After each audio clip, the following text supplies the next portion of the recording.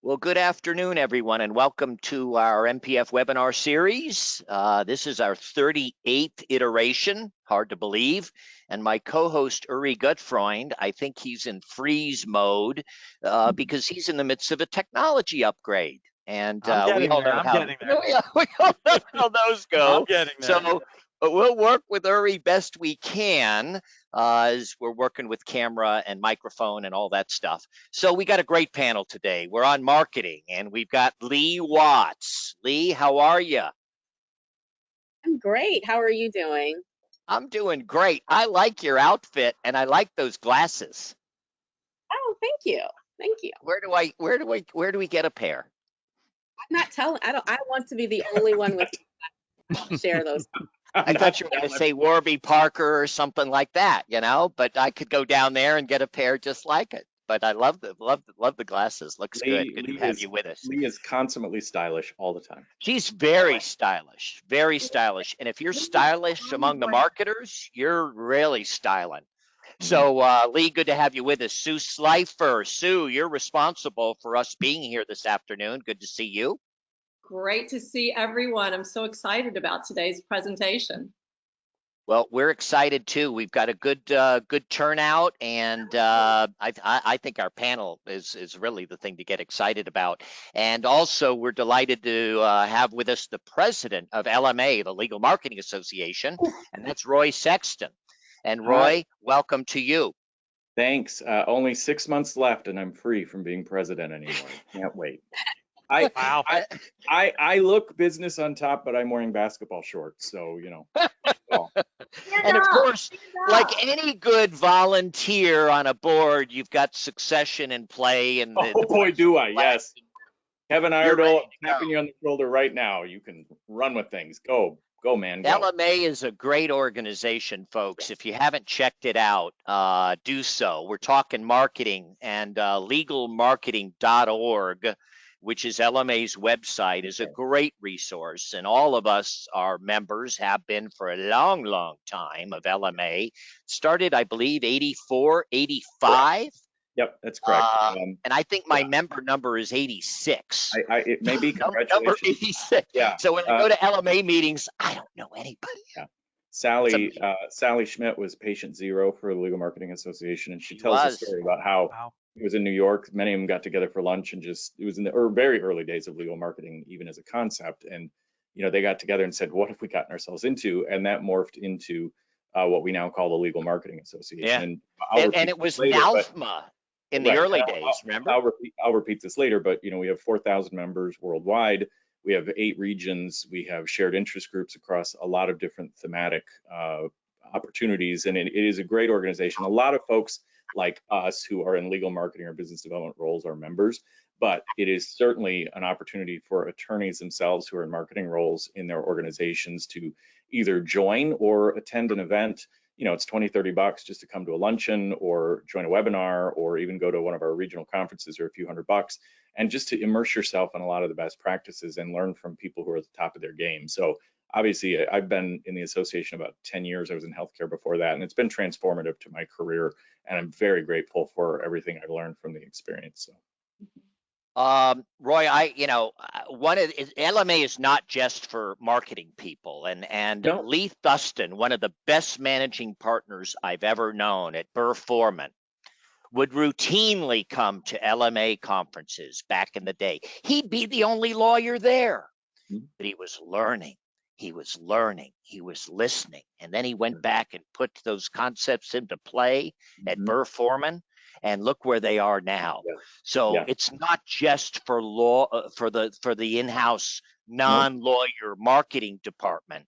Lawyers, much to be learned, and Lee Thuston is my poster child on that example. So I'm looking at the time. We are at 1:59. We will start at 2 o'clock. My colleague Uri, my co-moderator, as I mentioned, technology upgrades, and so he's coming in and out, and we're going to try our best to just ignore him, is what I'm thinking. Because at this point, he's nothing but a distraction. So, Uri, if you're in there off camera, say hello. Hi, 'Cause I John. think Glad you to be are. here. Thank you. My demise was highly exaggerated. I am here, present, just working on my webcam. Like the And voice yeah, of God. how's that upgrade going for you? How's that work? Well, the internet's well. It's my, that's not working. Anyway, Uri, good to be. We all know where you're at and have been there, and just do your best to chime in. And let me know when you're in the room, and I'll try to keep an eye on things and run the show without you. So we could be in big trouble. We could be in big trouble. It's 2:00, and welcome everyone officially to our 38th MPF webinar series, our 38th iteration. We're drilling down on marketing and business development, and are delighted to have a fantastic panel.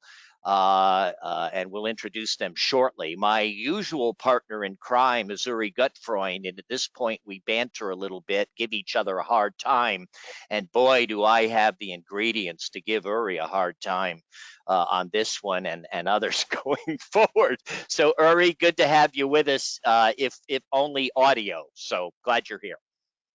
Thank you, John. Good to be here, and I will do my darndest to join in full shortly. Please carry forth, and not to worry if we can't make it happen.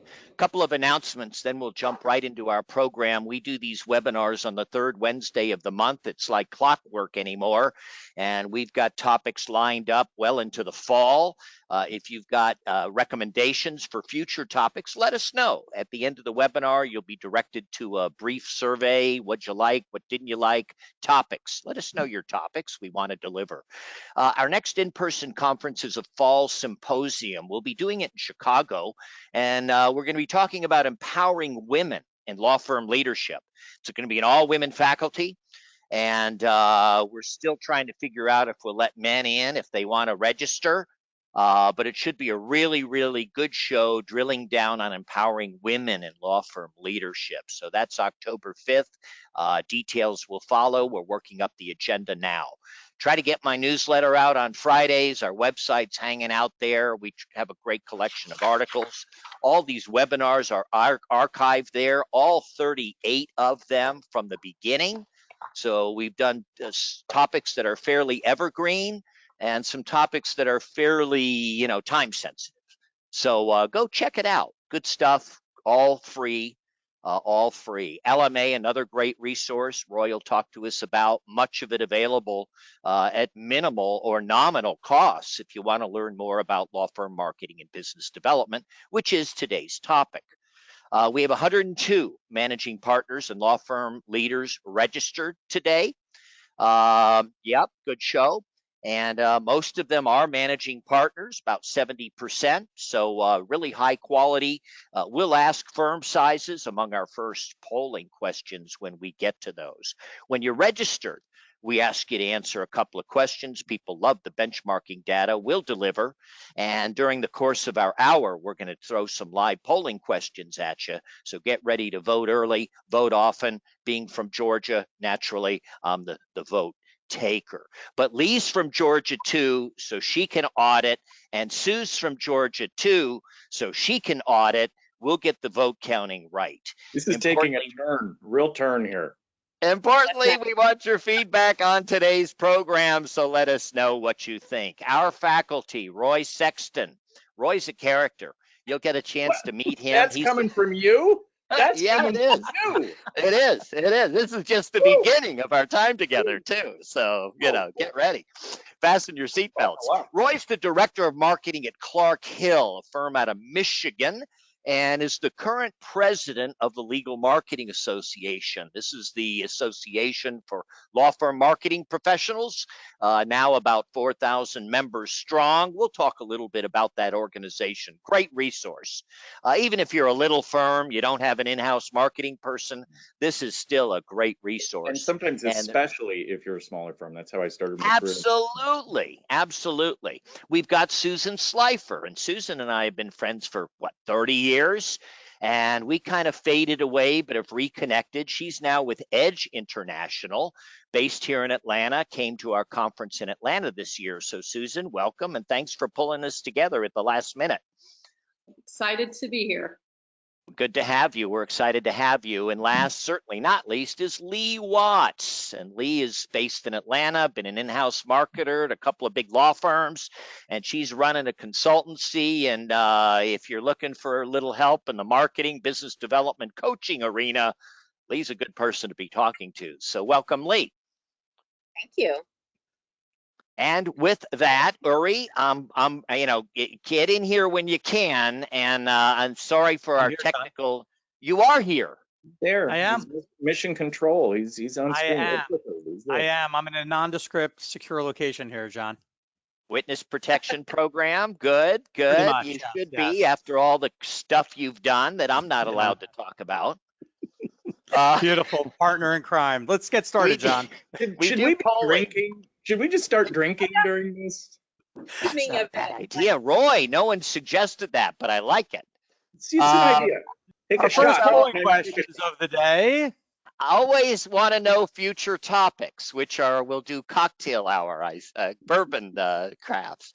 So how many lawyers, everybody? Let me pull up our polling question. We're going to do 4 of them over the next hour. And for the help of our faculty and everybody else in the room, and just to get y'all getting your voting mechanisms working, how many lawyers are with your law firm? A, B, C, or D? And as you folks are voting, we'll ask Roy to, you talked a little bit about LMA. Sure. Quickly, Roy, what else do we need to know? Well, and I forgive if I repeat my elevator pitch, but we have 4,000 members worldwide, and what I love about the association, and I joined it in 2011, and I was at a small firm. My first firm was a mortgage foreclosure firm. I'd been at a $1 billion healthcare system, and I pivoted to a 90-person mortgage foreclosure firm. So that was a change. And Legal Marketing Association was instrumental to me understanding the industry, what our priorities were, what our techniques could be. And what I love about the association, and I encourage anybody to dip a toe in, people share best practices openly, willingly. Service providers and in-house meet equally at the table and share their best practices and thoughts.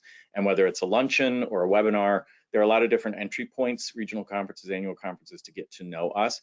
But the easiest way is to go to legalmarketing.org or follow us on any of the social media. You'll see, at least on social media, you'll see a post a day with an article, a webinar, something that is going to align with your needs, and give it a try. See what it's about. And I think you'll be pleasantly surprised by the access points you get. And again, I was in a 90-person firm, I was in a 50-person firm, and that led me to Clark Hill, 700 attorneys, 27 offices worldwide, really ramped up my career, but gave me the chops in the small firm environment as a solo marketer to understand what I needed to know culturally, technically, and set me for success. So thank you, Roy. Back to our question, just to acquaint our panel to firm size. We got a lot of big firms on today's call, more than usual. 30% claim to have more than 100 lawyers. So thank you, folks, for voting. We'll bring that technology back from time to time. And let's talk first, Roy, as we met as a panel, what we wanted to chat about, what managing partners need to know about law firm marketing, law firm business development. Let's first talk about staffing and the human resources we put to our marketing and business development program. One of our registrants asked, and what firm size requires a CMO versus a marketing director versus a marketing manager? So, people obviously interested in marketing. How do I assess my team, their performance? Do I have the right team? Roy, just bring us to some, Sure. big picture concepts around how a managing partner might assess the needs and the It's an absolutely fair question.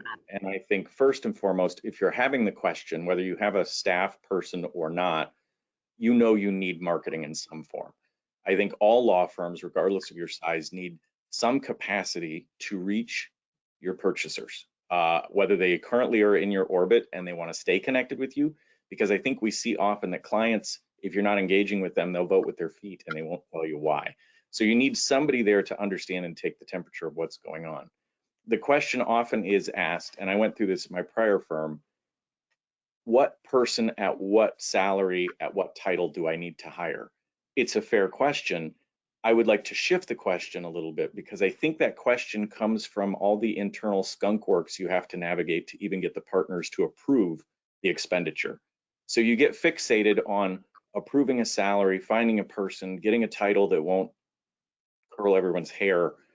And I think that leads you down the wrong path. I think you need to first start with an external resource, someone like a Lee, to sit down and say, what do you want to accomplish? What is your culture? What makes you different? What sets you apart? Pay that initial amount to someone like a Lee to do the assessment and maybe be an outsourced resource for you for a while as you develop your muscle tone so your attorneys know how to use a marketing resource effectively. Then someone like a Lee can coach you into say, you're at a sophistication level, you need a talent that is at a chief level, a director level, because you need someone to challenge you strategically and take you to that next level. Or the answer might be, you know what, you've got a legal assistant, you've got a paralegal who wants to pivot to a different career path, and what you need is website updates, advertising, sponsorship. But do that assessment first with someone who can look objectively at who you are and where you are and has worked in other firms before you've got your cap set for, I need to go hire somebody and my uncle has a nephew who took a marketing class. And because what you're going to get when you do that is disappointment. You're going to hire somebody because you don't want to spend more than $50,000 a year. And all that person's going to do is be an order taker and say, oh, you like the golf balls? You want a party planned?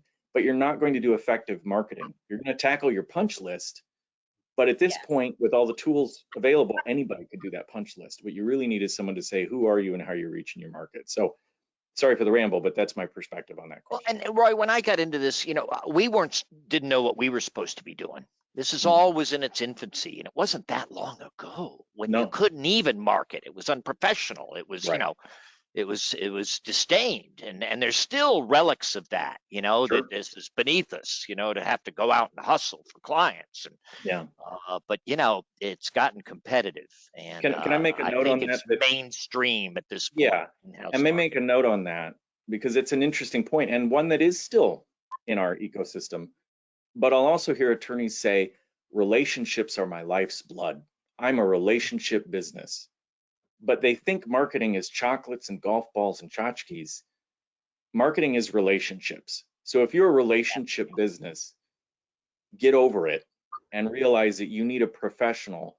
When we redo our house, I don't do electricity, I don't do plumbing. I rely on the person who actually does that stuff so I don't electrocute myself or flood the home. So lean into somebody who knows what they're doing, but give them the guardrails around what you hope to accomplish and let them ask you some leading questions on how to get there. Lee, let's roll over to you. Roy's been, boy, he should be on your payroll. I love Lee and Susan both. I mean, these are the kind of why don't you expand on that? And so many, I'm looking at the firm sizes on the call, and we've got a lot of 25, 20 lawyer firms who probably don't have an in-house marketer. And that's one of our polling questions coming up. And let me go ahead and lead with that. And then Lee, ask you to talk to us about if I'm thinking about bringing on our first marketer. And how do I fight that battle? Because my partners look at that as an expense, and the less of that, the more money I make. So let's ask a polling question, then we'll come back to you and ask you talk to us about a little bit about that's, by the way, the percentage of spend on marketing and business development. Shockingly low, in my opinion. We were saying 2 to 4% 30 years ago. But that's what they're telling us they spend on marketing and business development. So here's our first polling question. And as we put this out there, Lee, why don't you piggyback on what Roy was sharing with us? And how do you assess your needs and hire that first person, be it a senior or an in-house? How do you do that? Well, there's a few things I would encourage people to think about. Number one, thinking about obviously what you want that person to do and what's going to move the needle for you. I always like to begin with whatever project I'm working on or whatever firm or client is, begin with the end in mind. So what do I want this all to look like at the end of the day? Do I want to look at my marketing chief or director or manager down the hall client facing? Do I want them meeting with attorneys every day on business development plans? Or do I want them event planning? And if you say all of the above, then I'm going to maybe advise you in a different way. But if you want someone more high level and really doing, again, some client facing and impacting revenue, then of course you're looking for something completely different. Now, if you're getting pushback from, or not, maybe not complete pushback, but if your attorneys are still not understanding the need for marketing and business development, I think that's a culture issue. And thinking about, you know, again, what is the vision of the firm, the KPIs, how do we make money, and how marketing and business development, which are two different things, how it can help the firm make money. So technically, you should be getting money back. Like marketing and business development is an investment. You should get that money back in different ways. So if it's being done correctly, whether it's events, even to some degree, whether it's tchotchkes, whether it's ads and sponsorships, somehow all of that should be coming back. So teaching your attorneys that it's an investment. It's an investment. We may not see it next month, but if you're committed to this firm, if you believe in this firm and believe in what we're doing, this will pay off in the long run. And we don't want to be reactive in 2 years. We want to be proactive. We want to be ahead of the game. And so, so investing now is the right answer.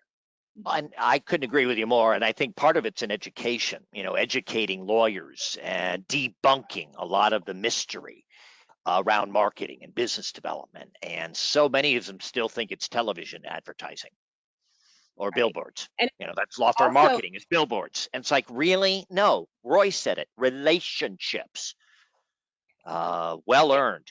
I think backing up the difference between marketing and business development. And in a nutshell, how would you define that to a lawyer who's kind of clueless? Marketing, what's that? Business development, what's that? How would you define the differences? So, so marketing, if we're just talking about marketing, that is just, if we're thinking about a funnel, it's raising awareness of the firm. It's putting our differentiators out. It's how many touches. Most of us know it takes so many touches for people to actually remember you, to respond to you. And as a marketing plan, as a marketing strategy, how many touches are we just putting out at the top of the funnel? Just awareness, right? Events, webinars, content, social media, all these things, newsletters. Business development is basically sales. We don't like to say that in legal world, but how do we take these relationships, whether they're close relationships or relationships we want to have, and deepen them, expand them so that it converts into revenue? And there is a system, there's a science, there are habits, there's a discipline around that. And business development professionals will help your attorneys do that and save them money, billable hours. So they will, won't they? And keep them focused and eliminate all the distractions. And I still say it. Clients hire the lawyer, generally speaking, not the law firm. They hire the lawyer, and they hire the lawyer they gain to know, like, and trust. And it's a courtship. It's a relationship. Susan, hey, I'm sorry, can I talk about the marketing business development thing? I'm sorry. One thing we say at Clark Hilmer, orienting the attorneys, is marketing helps you find the door, or the clients find the door, business development helps you walk through it.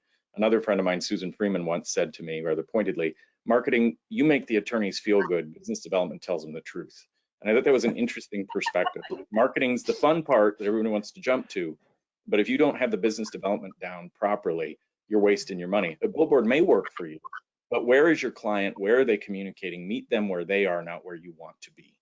I had a managing partner once explain to me, marketing is spreading the seed.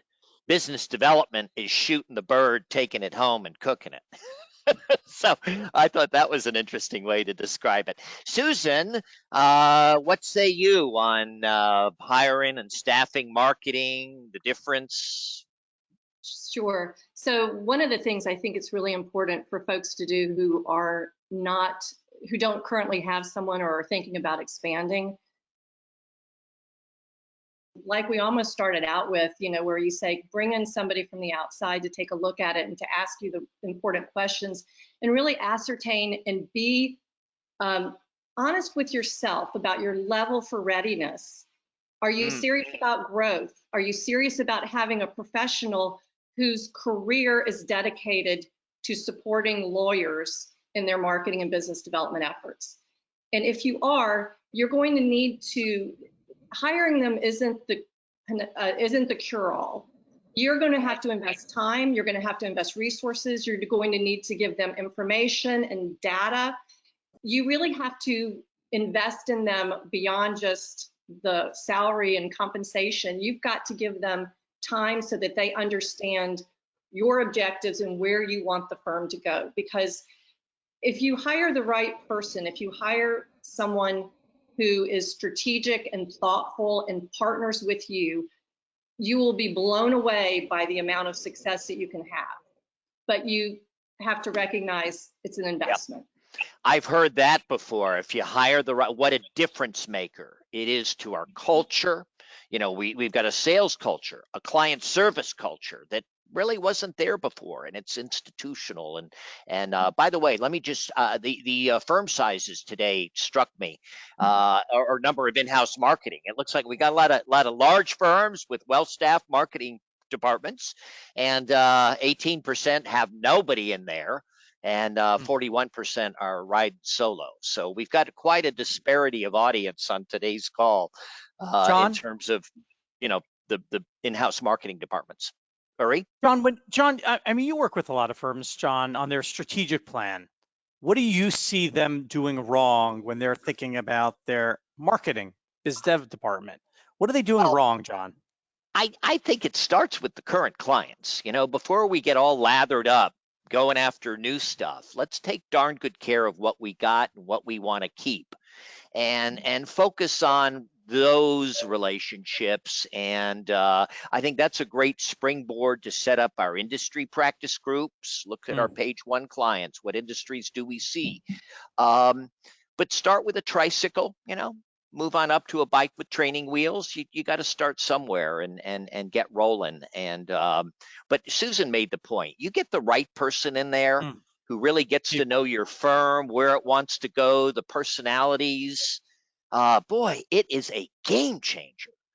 You get the wrong person in there, and it just frustrates everybody and sours. Well, and you've got to allow them the latitude. This is also Susan's point. Allow them the latitude to ask the questions. One of the other firms where I don't work now, I remember being summoned over the PA, because they still use that, by Harrison Ford's less friendly twin. Roy Sexton, report to the principal's office. I was literally 4 doors down, and I went down and I heard, we need to put up a page about EV because we're pitching business there. And I said, because of my experience, well, do we do that? Don't ask questions, just put the page up. So I'm sure he saw me as a bad fit, and I saw him as a bad fit, because the truth of the matter is the right marketing person is entitled, it should, and business development as well, ask the questions about who you are and what you are, and go after business.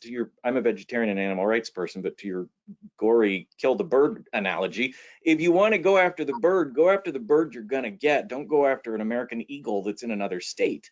And so you have to take the moment to say, who are we and what are we likely to get? And let your marketing business development person get those early wins, celebrate that, use the spirit of competition endemic in the law firm to then say, we can do more of this. But don't just saddle them with a request that they are themselves saying, I don't think we're going to have success here. And you say to them, just do your job. That's a good way to run talent out, and you're not going to get the return on your investment. I think combining Roy and Susan's comments of the firm being ready, I see a lot of times where firms are hiring the first marketing or business development person, and the firm's not ready. It could be the right person with the right skills, what the firm needs, but if the partnership don't get all around that, it's not going to work. I lived that 1 year, and I never want to do that again. Yep. And something else I'm seeing is we've got a marketing person in here, you know, doing the website, churning out press releases, what have you, a good foundation, but hiring directors of business development to join that director of marketing. And just the recognition, these are different roles. Yep. and different skill sets. And I had a client in Delaware, 90 lawyer firm, as you can imagine, very contentious. We got a marketer in here doing a great job, and now you have a handful of young partners who are encouraging the firm to hire a director of business development. Well, what's that? Has to be a lawyer. You know, this person's going to go out and bring clients to us, and all we're going to have to do is set up an intake file. No, there's an education. And now that they got the right person doing a great job, but setting them up, empowering them, getting the right fit in there, and don't make mistakes, because you know what it's like. If you make mistakes coming out of the gates, oh, you're dead. The old, anti-change crowd will rally to your error. I want to pivot a little bit, talk about clients. Susan, when we were visiting and you wanted to talk about clients, and there's our client. I love these pictures we go find on iStock Photo. If you don't subscribe to iStock Photo, do it. It's fun. But let's throw a polling question, and then we'll talk a little bit about client feedback, client satisfaction, and these sorts of things. So, does your firm have an ongoing client feedback program in place? Susan, you saw the demographics of our crowd in terms of firm size. You see the registration list. Do you think most of today's participants have ongoing client satisfaction programs in place? Yes, no? I'm going to wager the majority are no. And I'm even going to throw out that I think it's probably 70% no, if not higher. Wow. Roy, give me your prediction, sir.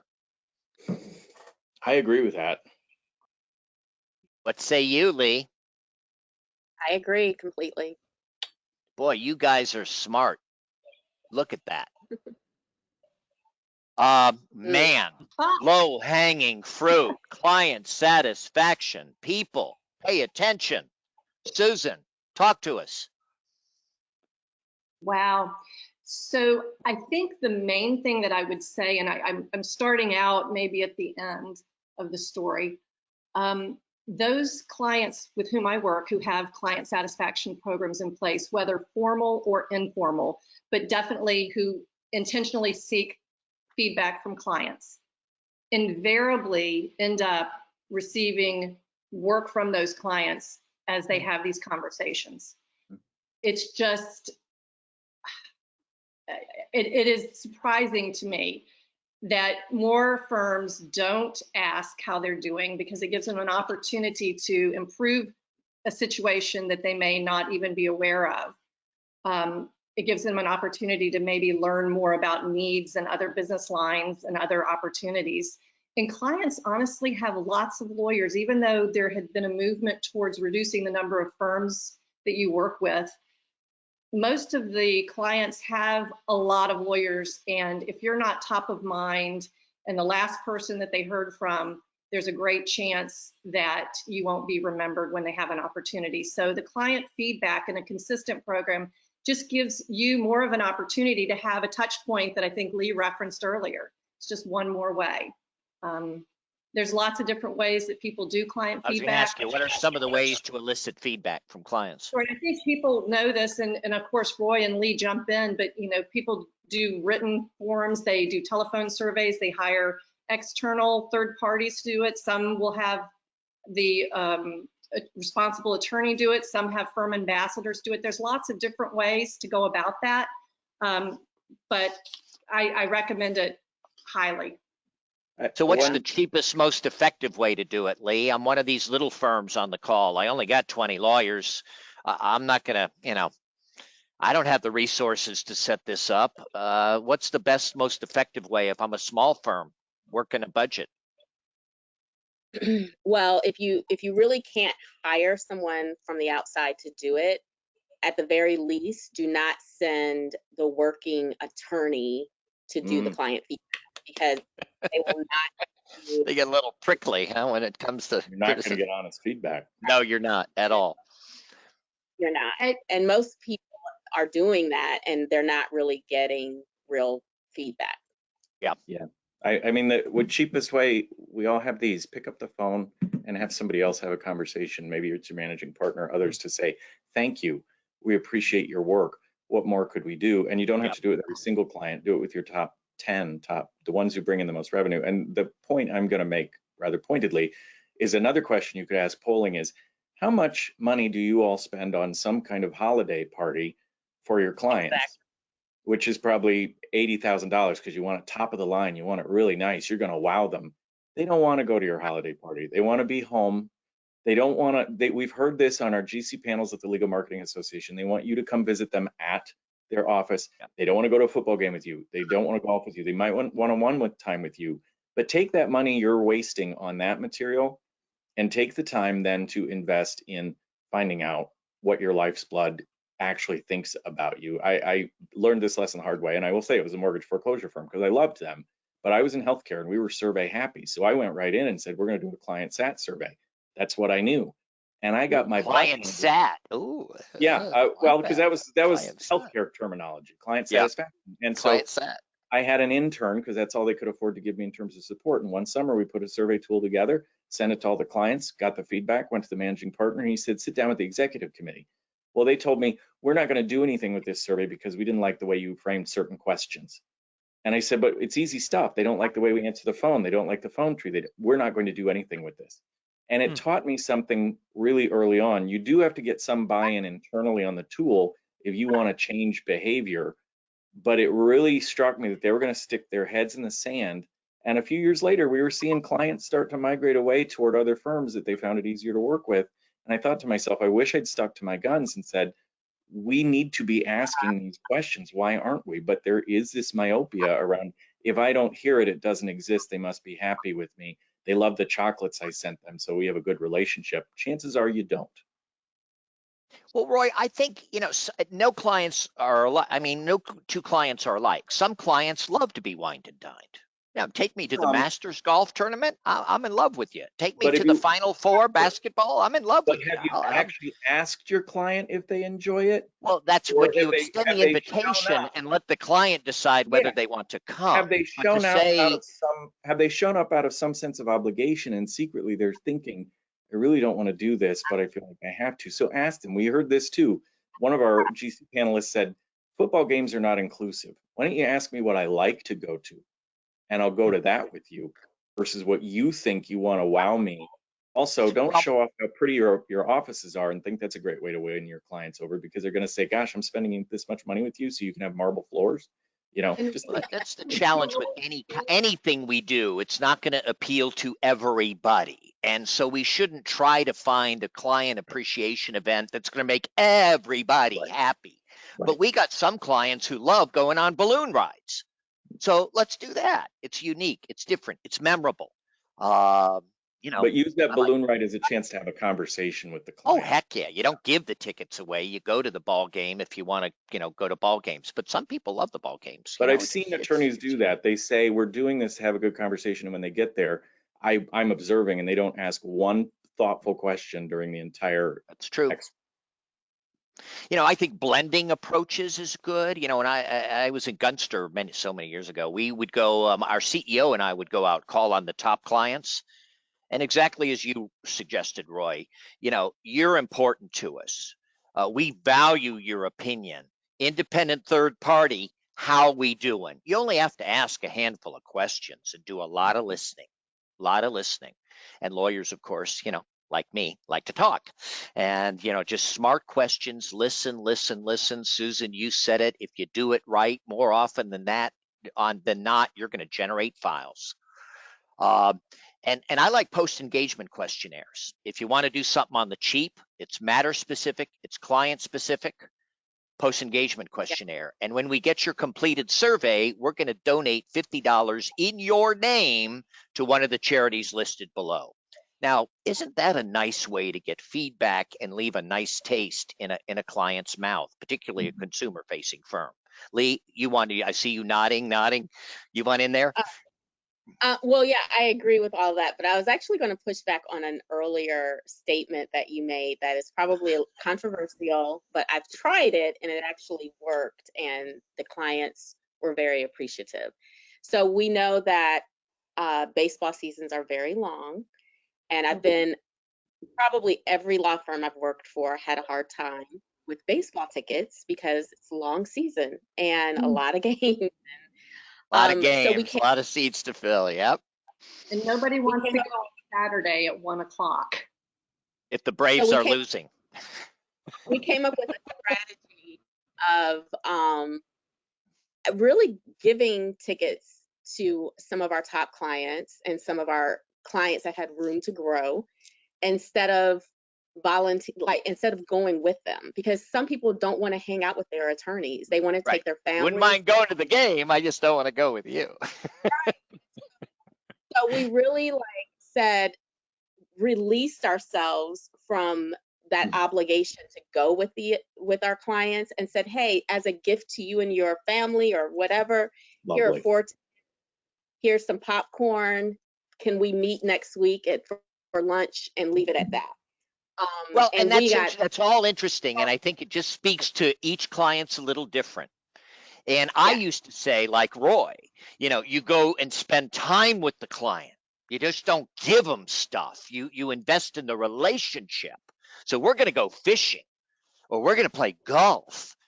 Tennis, it's hard to have a conversation, but 4 hours on the golf course, Yeah, golf's not for everybody. Back, and I do think, and I believe Roy may have made this point. You really do need to know and understand your client and be willing to ask the question about what they would like. And would you like this? Lee makes a great point. There's lots of folks there. We're all busy people. And I was at a conference recently talking to a lawyer, and they said, talking to an in-house lawyer, and they said basically the last thing they wanted to do was to go out to dinner with their lawyer. They likened it to going out with their dentist, or they just don't want to spend social time in that way. But that's not everyone. So I think not everyone. One size fits one. You got to understand what appeals to someone and act accordingly. Well, and I think some clients are A clients, some clients are B clients, some clients are C clients, and your A clients, you certainly want to tune into them. And I think I believe the days of gifting are past. I had a service provider that sent me a beautiful coffee table book of Hamilton because they were smart enough to know I love musical theater. And I fired them the next day. It had nothing to do with the book. I was like, thank you for the book, but I don't want to keep you. I just think people are you adding value for what I'm paying for? Thank you for the book, but it's not going to move the needle. You're not going to guilt me into keeping somebody around if they're not delivering. Clients, folks, they're the no clients, no law firms. So tuning into your clients, training your people on the importance of client development and client satisfaction, all those good things. So we're going to now turn and pivot to Lee Watts's topic, and she wanted to talk to us about marketing plans. And a lot of firms, all right, everyone's going to have a marketing plan, and we're going to give you budgets, and you're going to go spend money wisely and bring clients to the firm. We asked, when you're registered, does your firm, keyword, require individual marketing plans? Well, okay. Technically, we have business development plans, so we're going to we need to differentiate which one we're talking about. Well, I'm using these words fairly interchangeably here and calling, in this case, business development plans. We need both. I agree. I'm glad you mentioned that, because as a firm, you should have a marketing plan. You should have a way that you all have decided to go to market and what you're going to be consistent in. And honestly, John, one of the things I was impressed with in your intro was you talked about, I do this every Friday, I do my webinars every third Wednesday, and you can find me here. And I'm like, that is a marketing plan. He is consistent. He's going to Lee, what's interesting, for some people it's natural, it's just in our DNA. Others, are never going to be very good at it. When you're registered here, the questions around individual plans, training, Lee, take us here. What jumps at me is the staff and how we, your manager of first impressions is that receptionist. Important. but we're not training staff. All right, Lee, I'll shut up and let you talk. Okay. So I believe that, yes, you should have a marketing plan for your firm. For individual business development plans, I do think attorneys should have business development plans. What I don't agree with is when you mandate what they should be doing and how they should be doing it. So part of the investment with your specifically associates growing into this, there's a couple of things. First, investing time, because one of the complaints I hear from not almost every firm, a lot of law firms that I work with, is that associates just they're not as invested in the marketing, the business development, the business of the firm. They want to do their work, go home. And so how do I get them more invested? And part of that is, as soon as they come in, involve them in the business of the firm, conflicts, client intakes, how to do invoices, how to, all those things, so that they have some skin in the game. But when you don't do that, and then you say, hey, their third or fourth year, I need you to develop business. Well, you haven't given them any skin in the game or made them sticky with the firm at all. So do that early, and that goes back again to culture of the firm. How transparent do you want to be? How do you want your firm to feel? Has to come from the top, all those things. So and then the second part of that is, when you do ask your attorneys to do individual business development plans, you're not mandating exactly how to do them, but you're finding out what aligns with their personalities, their superpowers, their strengths, and how they want to live their lives. And I know that doesn't sound very popular nowadays, but it's really real. And we see firms that are doing that, what their personalities are, what their strengths are, how they want to live, because there is a need for people to create content. We need people to sit down and write legal alerts and to do newsletters. Not everybody needs to be out networking, whining and dining, doing all those things. So find out what their strengths are, what they like to do, and hold them accountable to those things, not your own list of what you think they should be doing. Lee, but to clarify, you should require a plan. It's just the how to. Everyone's different, work with them, see what their strength is. But it sounds like you're solidly in the category. You make everybody have a plan. Is that right, Lee? A plan. But it's a bespoke plan. Oh, sorry, Susan, I keep talking. I have a thought about that, and it's based on my experience with the folks that I've been working with recently, who they get really bogged down so I think there's a nuance here. When you say a plan, it doesn't have to mean a 5-page document. A plan can be something really very simple. And I've found that the folks that have been most successful with me are the ones who are very laser focused on what they want to do. They're very specific and very detailed in the actions that they're going to take. They're willing to assess what happens after they take those actions and whether they need to pivot and change. But I think, when we say plan, for me, it doesn't necessarily mean something that just feels onerous and burdensome and I'm never going to be able to do it because it's just too big. Well, and it's not just a form. I check the boxes and turn it in, and it's never seen or heard from again. Susan's exactly right. And the way we do it at Clark Hill, and we do have the team to do this, but I think there are versions of this you can do regardless of the size you are. Our business development folks sit down with the new attorneys first and existing attorneys and have a conversation. They use a template to have the conversation, but it's to Lee's point. Are you a writer? Are you a social butterfly? Are you a speaker? And then they have a short list of things they feel comfortable doing. And then that comes over to marketing.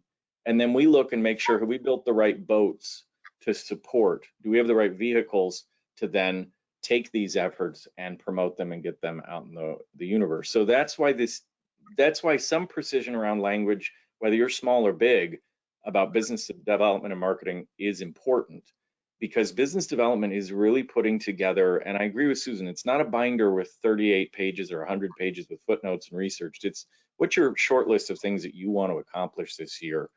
Work with a coach to figure out what those things are that align with where your strengths are, because people will lean into their strengths. If you try to force them to do something they don't do well, they're not going to do it. So make sure that's part of the performance evaluation of that attorney on an annual basis, whoever's supervising them, to say, hey, how'd you do against these ideas? And then make sure your marketing person is aligned with the right resources and tools to make those things happen. But start first with who you're trying to reach, why you're trying to reach them, and what are the strengths of the individual, and that's your plan. And then your marketing makes sense. It's aligned with what the priorities are by individual, by business unit, because we do it at that level too, or practice, and then industry team. So you can kind of do it at kind of a nesting doll perspective too. I think, knowing what you want to catch, being real clear on what you want to catch. And I use the fishing analogies because I grew up in Florida. And if you want to catch sailfish, there's a place you go, a bait you use, a time of year, a depth of water. But you know what you want to catch. You're equally as clear on what you don't want to catch and, where you're wasting time. I think the target-rich environments, find them. There's associations for everything. You wouldn't believe it when you go looking. Find it, plug in, don't just join. You got to go, and you got to climb within the organization and meet people along the way. And one of the best articles I've ever read about to young professionals on marketing and business development is David Maister. And he talks about habits of friendship. And don't get all carried away with reeling in clients. Make friends. Start with your classmates, your sorority sisters, your fraternity brothers. Stay in touch. The young accountants are getting pressure to go meet young lawyers. The young bankers are wanting to, so relationships, intentional. And I think that's what the plans help us with, being focused, deliberate, and intentional. That's why I'm such a proponent of social media. And I realize some of the smaller firms might say, we don't have the bandwidth for that. I don't have time for that. But my friend Jay Harrington calls it asynchronous communication. It's communication on scale. Your clients are on social media. They are sharing things as mundane about what they ate for lunch. If you're interested in having relationships with them, they're handing you information on a silver platter. Follow them. Follow everybody from your high school, your college, different aspects of your life, because chances are they're in a role eventually to hire an attorney, and they're sharing stuff about themselves personally and professionally. And if you're uncomfortable posting content, fine. Just go learn. Acknowledge other people, like their posts, because they're going to pick up the phone the next time because you've been sharing their articles. You've said, I saw your kid won this award in high school. That's so great. Oh, yeah. When you turn to a business conversation, to your point, you can use social media. And I'll hear attorneys say, I don't have time for that. Well, you have time to spend 4 hours on a golf course. You have 10 minutes a day you're waiting on your Starbucks or at a kid's softball game. Put LinkedIn app on your phone, follow the people that matter to you, and take 10 minutes a day and just see what they've posted. You don't have to know everything. You don't have to respond to everything. Just a few things once a month on people who matter to you. It's a great way of maintaining relationships for minimal investment of time and money. Yep. And be clear on your target audience. For me, it's managing partners of mid-sized law firms. I'm very clear on that. And anything beyond that is kind of a distraction. Yep. So, I'm real focused on managing partners at mid-sized firms and a newsletter and, the rest of it. By the way, Lee, since this is sort of your area, let's talk about time tracking to marketing and business development activities. And we have a question floating out there. Do you think firms are tracking the time? How do you feel about that? First question. Second question, how do you think most firms answer this question on today's call? How do you feel about time tracking to your marketing activities? I think it should be done, and I think it's really helpful when it is done, but I believe most firms are not doing it. They want to, but they're not. Around the table, Susan, you think firms are tracking time? Non-billable time? Lee and I are absolutely in accord on this one. I think it matters. I feel like most firms are not doing it. I would. Okay. And Roy, before we do the reveal? Yeah, I think a lot of firms are stuck in this mindset of, we're not going to track that. You just need to figure out how to make it happen, which is a great way to get people to not do it. So if you're tracking it because it's time that's important to you, you're going to reinforce to folks that it matters. We are doing it at Clark Hill. but even we've gotten more nuanced about it and more sophisticated. And I think it takes time because it is an industry that rises and falls on the billable hour. And it's hard for people to get their heads around, oh, if you're doing this, it's taking time away from time you're billing. But Susan said this earlier, this is an investment. So much like you track your stocks and things like that, you should be tracking the time you're putting in. And will it hit during this calendar or fiscal year? Maybe not, but 2 or 3 years later it will. So tracking that time you put in, and the more granular you can get. I mean, John, you made a good point. Who are your targets? That's why that planning exercise is so important. So track that time against the targets, and maybe that target doesn't yield fruit for 2 or 3 years, but go back then to the data you tracked and say, okay, that time we put in, that event we held, whatever, it actually yielded results, but it might take a little while for that to happen. But you're not going to know that until you start tracking the info. You know, something else, it's all part of the education on business development is what counts. Going to the grocery store probably doesn't count as a business development activity. Going to church or synagogue probably doesn't count. You gotta tell them what counts, you know, otherwise it's amazing how creative lawyers will be if you don't give them a little definition. Yeah, they'll justify the sponsorship. So this is consistent. About 1 in 4 firms say they're tracking the time and it matters. I hear from a lot of associates, yeah, they say it matters, but at the end of the day, all they really care about are my billable hours, because that's what's in the reports. That's all they talk about at year end, billable, billable, billable. And I agree with all of you all. We get what we pay for. And if we want our young lawyers out investing time, you'd think they do it because they know it's good for them in the long run, but they're short-sighted because you're beating the billable hour into them. So I think tracking the time and making it matter is important if you want people to do these things. And I think there are culture cues now too. We hear that younger generations, and to their John, could you take off the results? Oh, sorry about that. And Uri's talking us. We've forgotten about you because of the technical stuff. But to their credit, the younger generation is, I want to preserve some of my time for myself. So I grew up with one foot in baby boomer and one foot in Gen X, and it was like, well, suffer through and do all the things and you'll reap a reward one day. This generation is less inclined to do that. So you have to have structure in place. And again, your business development planning process should provide those guardrails and narrow down those options that they pursue. Roy, I'm actually glad you brought up the business planning again, because it reminded me of something that I wanted to emphasize. You made a point of saying at your firm, your lawyers sit down with a business development professional. And there is such value for those of you who are listening on the call in seeking the input from those who do this for a living, whether you have an in-house person or an outside person. Just by having those conversations, there's lots of opportunity and ideas that can be generated from someone who walks this path every day. And I just would like to encourage you to not have folks sit in isolation and try to figure out, okay, I'm going to write 3 articles in this publication or that. I mean, if you have an interactive conversation with a professional, they're going to help you hone in on opportunities in places that you can be visible, that are going to really pay off for you more so than you might realize, like niche publications that you're interested in. They could help ferret those out. So I just would kind of support what Roy was saying about that, is, you know, you benefit from having other eyes and ears. Yes. Yeah, folks, this isn't rocket science. It's not rocket science. Pick up the phone. Go visit your client. Ask questions. Listen. None of this is rocket science. Well, John, can I pick on that for a minute? Because it's a pet peeve of mine, and forgive me, we get a little spicy with each other. It is rocket science. I tire a little bit of people saying it's not. It is, in that you need a professional to show you how to do this correctly. That's the point of this whole hour.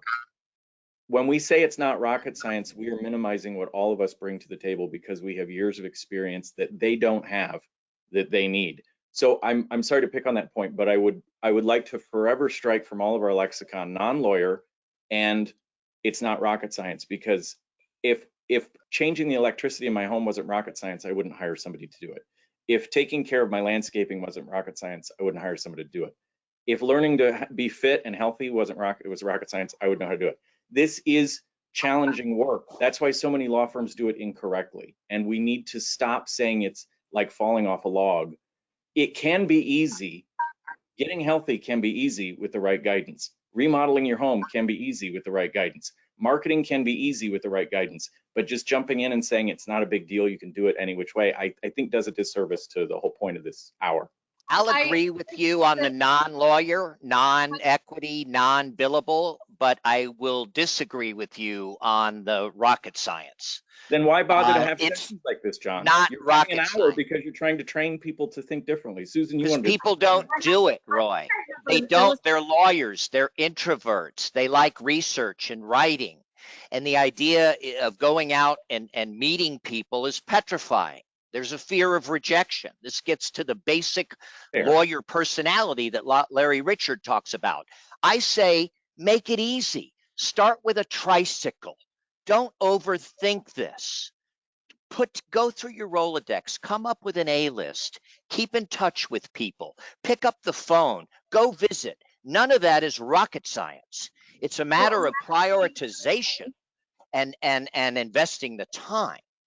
I think that's our battle, is investing the time. It's not that hard once you do Allow it. me to throw in an example of something that I think supports the idea, again, that we offer a skill set and that it is important. I had a young attorney I was working with who had been following up with someone he felt like was a reasonable prospect. And he'd been, every time I spoke with him, he would say, yes, I've been following up with her. I follow up with her every month, every 6 weeks. I'm doing everything I'm supposed to do. And I said, would you mind if I take a look at your follow-up and what you're doing? And what he showed me was, it was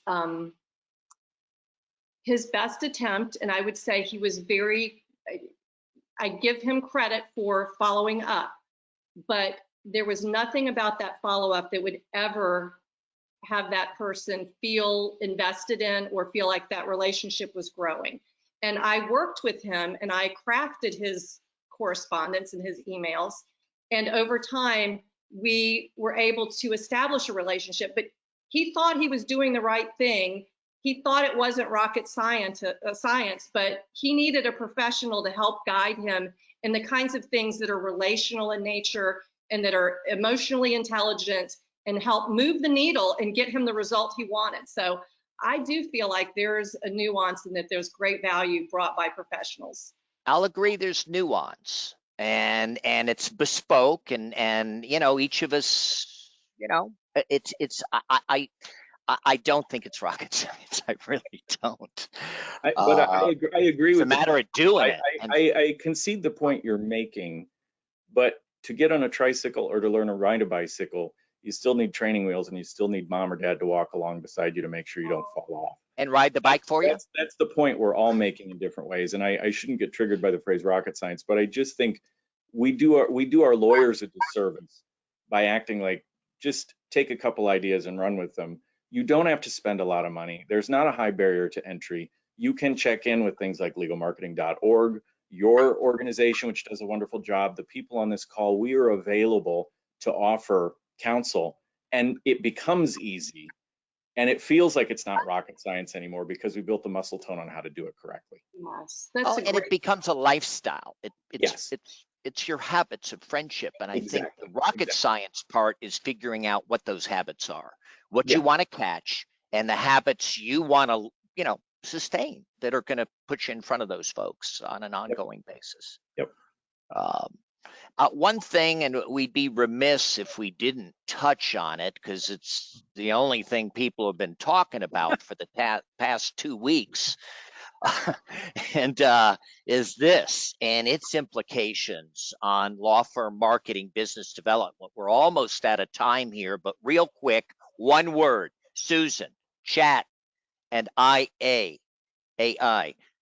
Implications for law firms, marketing, business development. Lean in. One word, explore. Explore. Good word. Lee, what's your word? Necessary.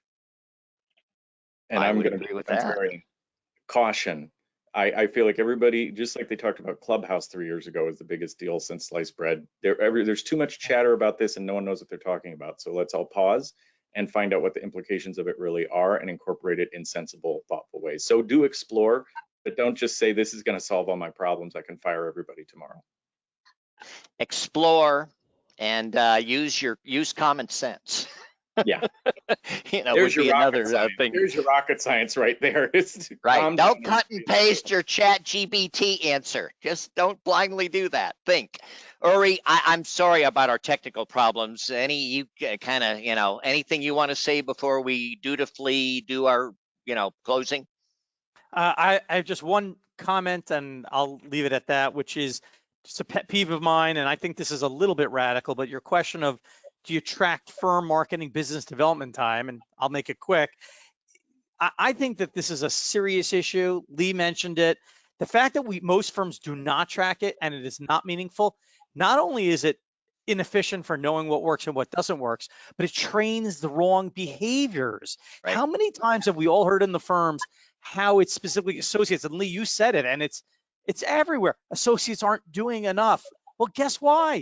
You're not training them to. And my practical solution, and with this I'll end, is it should be tracked. It should count as hours. People will fight me on that, but I think it should count as billable hours up to the cap, which is recommended at every firm. If it's 100 hours a year, that's fine. But the 100 should count just like billable hours. I'm done. Make it an expectation, track it, measure it, reward it. You get what you pay for, what gets measured gets done, all that good stuff. Give us your feedback on today's program, everybody. And we're on demand. We'll do the follow-up. We're going to be recorded. We'll send all these handouts and polling questions back at you. Our next webinar is July 19th. We've got Jen Johnson coming to talk to us about the rising C-suite, including chief marketing officers, chief operating officers, and the like. So come back and see us. Thank you, Roy. Thank you, Susan. And thank you, Lee. Good to have you with us. Thank you for your time and this afternoon and your preparation. We really do appreciate it. And this won't be the last time you hear from us. So thank you again. Uri, here's contacts. We're all available. Phone numbers, email addresses. Feel free to reach out. I think any of us would return your phone call. And with that, Uri, you get the parting shot. Great discussion. This is obviously a huge focus now at firms. Great content, and I know the link will be sent out. And if any of this was of interest to you that you think you'd like to share with your partners, share the link. This is good stuff, and great program, guys. Go call a client. Thanks, everybody. Thank you.